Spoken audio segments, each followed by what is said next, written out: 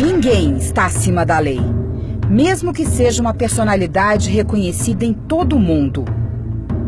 Mas o que está em jogo aqui não é o desejo legítimo de se fazer justiça. O que o mundo inteiro assiste com espanto é a um show de horrores.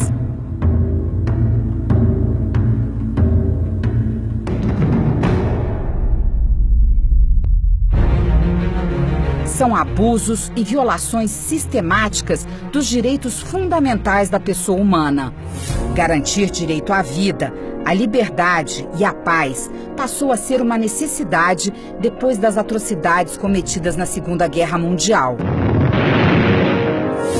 Ao final da guerra, em 1948, nasceu a Declaração Universal dos Direitos Humanos. 18 anos depois, em 1966, as Nações Unidas lançaram um novo pacto internacional pelos direitos civis e políticos. Naquela época, o Brasil já vivia um regime de exceção. As liberdades individuais vinham sendo suprimidas. Enquanto a ditadura militar governou o país, o documento internacional não foi reconhecido. Só em 1992, 26 anos depois, foi que o Brasil admitiu aderir ao pacto. Ainda assim, foram necessários mais 17 anos, até que em 2009 ele fosse ratificado e regulamentado por nosso país.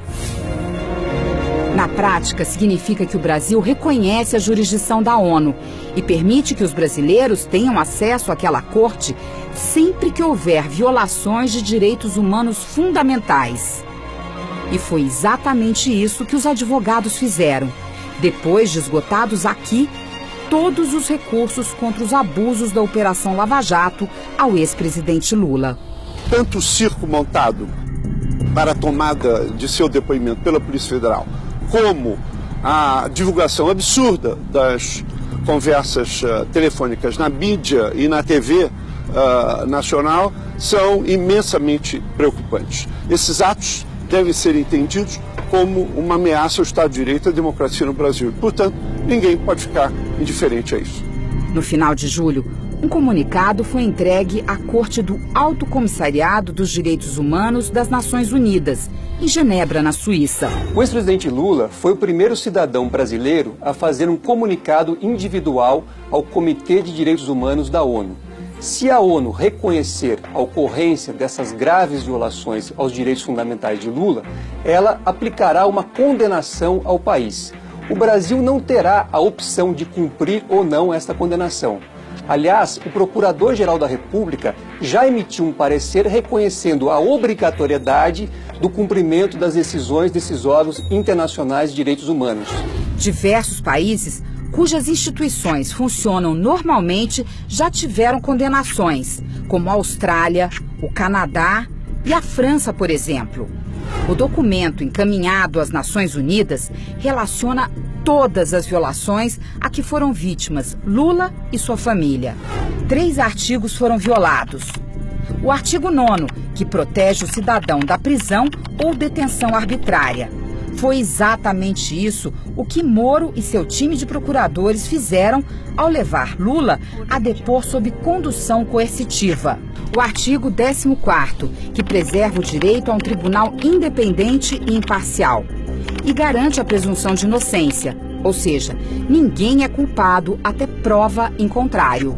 E o artigo 17º, contra interferências arbitrárias ou ilegais na privacidade, na correspondência, com a família e no lar, e ofensas à honra e à reputação de Lula. Para o australiano Jeffrey Robertson, um dos mais importantes advogados especializados em direitos humanos do mundo e um dos autores do comunicado à ONU, os abusos da Operação Lava Jato deixam Sérgio Moro num papel muito delicado perante a Corte Internacional. The judges must not be prosecutors. They must not be so involved in the investigation that they have power to lock people up. And that's another issue that this petition raises.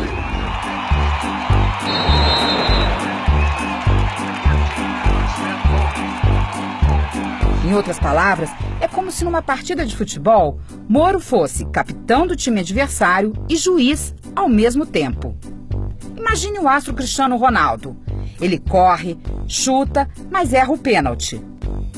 Mesmo assim, apita e aponta para o centro do campo, validando um gol que não existiu.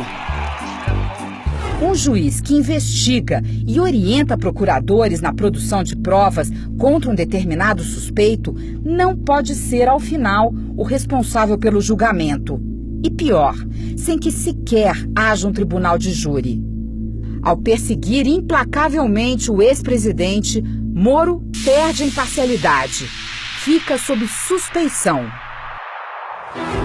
A decisão do Alto Comissariado dos Direitos Humanos das Nações Unidas pode mostrar que o combate à corrupção não deve ser usado como justificativa para perseguir adversários políticos. A iniciativa do ex-presidente Lula abre um caminho para que todo cidadão brasileiro que tenha suas garantias fundamentais violadas possa também fazer um comunicado à ONU e assegurar os seus direitos fundamentais. O que eu não posso aceitar, em hipótese alguma, é o que está acontecendo no Brasil nesse instante.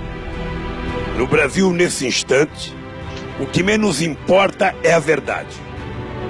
O que mais importa é a construção da versão.